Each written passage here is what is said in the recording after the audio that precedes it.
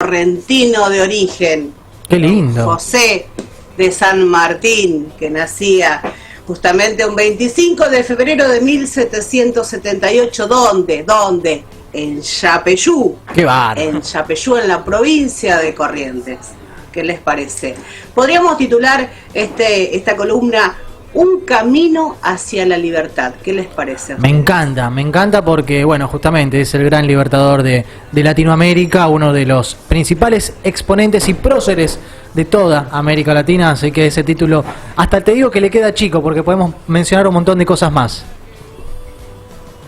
Tal cual, claro que sí.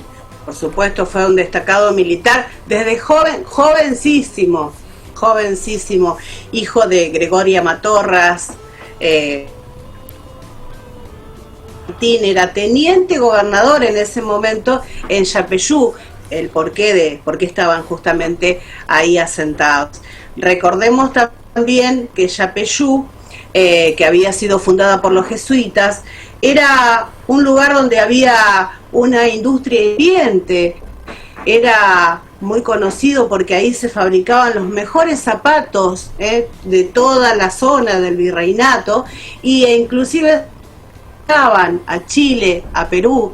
También se fabricaban distintos instrumentos musicales de gran calidad. Todo eso lo cuento a modo del pensar, ¿no? Porque don Juan de San Martín era justamente el teniente gobernador de esta zona impulsiva, aunque luego decayó muchísimo cuando se fueron los jesuitas de esta zona de Yapeyú. Antes quiero decirles que los papás eran españoles, eran de la zona de Castilla la Vieja, y a los 3 años se vienen para la ciudad de Buenos Aires. Toda la familia San Martín se viene para Buenos Aires. ¿Era hijo de Rosa Guarú y de Diego de Alvear? Bueno, eso nos puede llevar a otro programa y otro momento. Qué historia, hay un mito muy interesante ahí, muy atrapante. También tiene que ver con la historia de la consolidación del Estado argentino, pero muchos libros, también videos que hay dando vueltas, documentales, lo menciona hasta como un familiar directo de Andresito Guacurarí. A sus 5 años más aproximadamente viajan a España, lo trasladan al teniente gobernador don Juan de San Martín, a su papá, y por supuesto se traslada toda la familia hacia España. Desembarcan en el puerto de Cádiz, el puerto de Cádiz tan reconocido históricamente. Claro que sí. De ahí van a la ciudad de Málaga, porque justamente el papá debía desempeñar nuevamente un cargo importantísimo como gobernador. Así que van a la ciudad de Málaga, y ahí San Martín, muy chiquito, fue aceptado justamente donde en el Seminario de Nobles de Madrid, donde, fíjense, tan niñito podríamos decir, ahí aprendió, por ejemplo, latín, francés, castellano, dibujo, poética, retórica, esgrima, baile, matemáticas, historia, geografía. Todo eso en ese periodo de tiempo, reitero, en el Seminario de Nobles de Madrid. A los 11 años, en el año 1789, ingresó como cadete al regimiento y en poco tiempo ya tomará parte activa en numerosos combates en España, en el norte de África y, bueno, por supuesto, en Francia, contra los moros, contra Napoleón. ¿Qué pasó cuando gana la batalla de Bailén? Fue ascendido al grado de teniente coronel de caballería. Hacemos un punto ahí, ¿quieren preguntar algo? Sí, no, más que preguntar, destacar, obviamente. Durante toda su carrera, durante toda su formación, vimos cómo fue aprendiendo distintas estrategias y también valores que fue adquiriendo, que luego los transmitiría a su hija en forma de máximas, que en un ratito ingresamos a eso.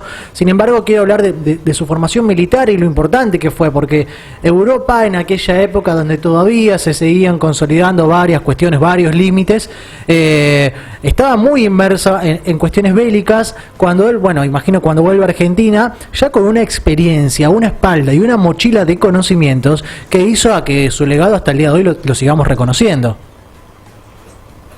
Claro que sí. Aparte recordemos que cuando él se encontraba en Europa, se vinculó, bueno, con los masones, podríamos decir, que eran jóvenes americanos que también, que forjaban planes de independencia política, donde para sus regiones de nacimiento, por supuesto, había muchos jóvenes como él, de distintos países americanos, que perseguían esta independencia, desterrar a los españoles de América. Entonces, ¿qué ocurre?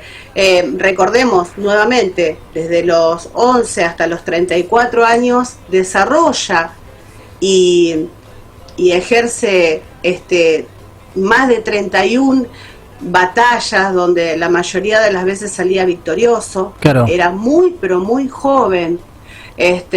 Y bueno, su misión, en definitiva, cuando regresa hacia América, era justamente contribuir a la independencia de los pueblos americanos. A través de esto, el triunvirato que le confía la organización justamente de un escuadrón de caballería. Entonces, pocos meses surge, con la ayuda también de su esposa, que venía de una familia muy pero muy adinerada, con formación del regimiento de granaderos a caballo. Que hasta el día de hoy sigue funcionando, lo podemos seguir viendo. Continuó, sí. Quizás hasta de manera simbólica, Claro. pero los granaderos han sido fundamentales también en la historia argentina. Seguimos, Nela, seguimos porque si no nos vamos. Sí, bueno, por supuesto, vinieron las batallas, vino el cruce de los Andes, que eso fue en el año 1814, que fue donde se organiza, 1817. Recordemos también que José de San Martín sufría una dolencia muy importante, aparte del problema asmático que lo acompañó durante toda su vida, que era que presentaba úlcera en su organismo. Entonces eso muchas veces le hizo tener una especie de internación que por ahí se prolongaba en el tiempo.